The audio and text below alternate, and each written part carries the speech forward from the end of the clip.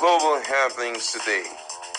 We communicate, we analyze global news. Hello beautiful people, welcome back to our channel. Right now it looks as if Wike is just getting a lot of setbacks in Rivers State. This one is another major one and it's breaking, and you're going to find out exactly what it is. My colleague is in the house, but the question now is how will they recover from this? Well, let's find out. Now, according to the news, in a landmark judgment today, the Federal High Court Abuja Division struck out the suit filed by Chidi J. Lloyd and the 20 former local government chairmen in Rivers State, ending their quest for legitimacy. Justice James Omotosho dismissed the case with suit number FHC/ABJ/CS/537/2024, citing lack of local standing.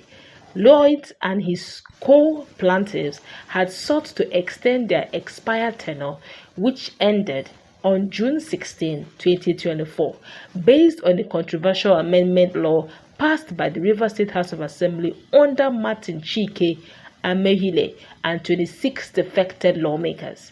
The court held that the former chairman or former chairmen, like the defected legislators, had no legal right to their claims and declared their continued tenure pretentious and baseless, and also mentioned the fact that their tenure pretensions are actually baseless. Now, the decision closes the chapter on a legal battle rooted in political controversies and reaffirms the expiration of their mandate. Let me quickly say this. I could still remember those just a few weeks ago. Chidi Lloyd would call his fellow former lawmakers, local government chairman. He would say, His Excellency, you say, chairman of, I'll be wondering which of the chairman are they even referring to? My colleague is in the house, and the truth of the matter is, it's now getting clearer.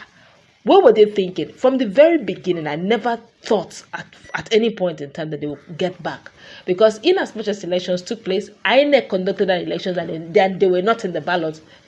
I wonder why they give, just like the person of the Senate president looked at Martin Amaewhule when he came for Wike's birthday, and he said, Honorable Speaker, I was wondering, does it mean that the Senate president just wants to make these guys feel good? Sometimes it's very important to rub their ego.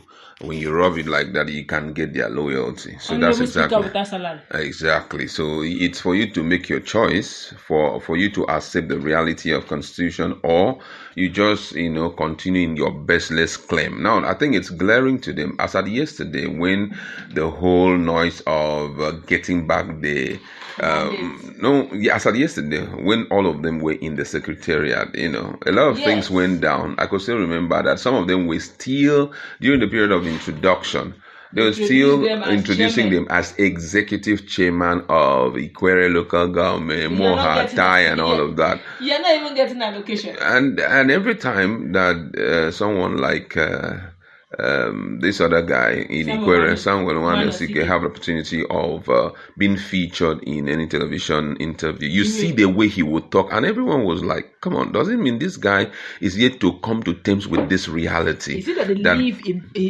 in fool's paradise? No, the challenge is this. When you are used to high-handedness, at a point you feel that everybody's brain has been tweaked in such a way that they only reason the way you reason.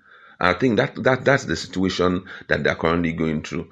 At a point, some of the things that they say was not even rational. Even people who do not have any iota of legal knowledge would say, come on, you were given 3 years term to stay. You have stayed to the expiration of that and you're not looking for extension. And you're still looking for an extension. Where is it being done? Your meter code, is it come on, in the local to a point. And that was one of the reasons why we had so much issue during the period of, during the swearing in, or let me say not swearing in, during the takeover of the secretariat on October 7th. Because they felt that it was their legal right. Why should these new dudes come in and take over what we have worked for? If you hear the way they talk, so like some few days ago when one of them was talking, he said, we have worked, we have sacrificed for this thing. And I asked one question, what kind of sacrifice? You're using the money that had been allocated to you, which is taxpayers' money, to build a particular plan, and you are laying claim on it. But I feel that with this move by Omotosho, they have come to terms with the reality, because every time that Nwanosike appear in maybe any of these major media outlets, what he normally say is Omotosho in January, but now, thank God that it is still Omotosho that has deflated their tires. Talking about that same Omotosho, you just took the words out of my mouth. Mm-hmm. To think that it was still the same Omotosho, that they would tell you every judgment, Omotosho, according to Justice Omotosho, it is still the same Justice Omotosho that now told them, you don't even have legal standing. Of course. But my question now is, what took Justice Omotosho this long to tell them to their faces that you don't have legal standing all along? I think that my personal opinion on this, I stand to be corrected. My personal opinion on this is that Judiciary has come to see that they are losing the respect of the public. They've come to terms with that reality that it is really unlawful for them to be partisan.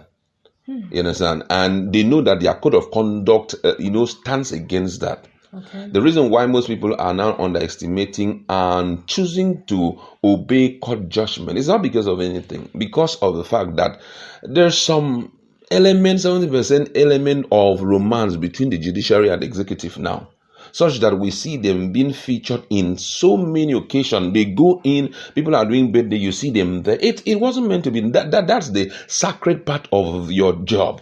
Unfortunately, that's the thing that you wouldn't enjoy. That public interaction, that social life is not to be enjoyed by you. So that you can be fair in, and you can follow the constitution line by line, precept by precept. So as at this point, especially when that panel of inquiry was being set up, and a lot of people sent in, so many petitions against him.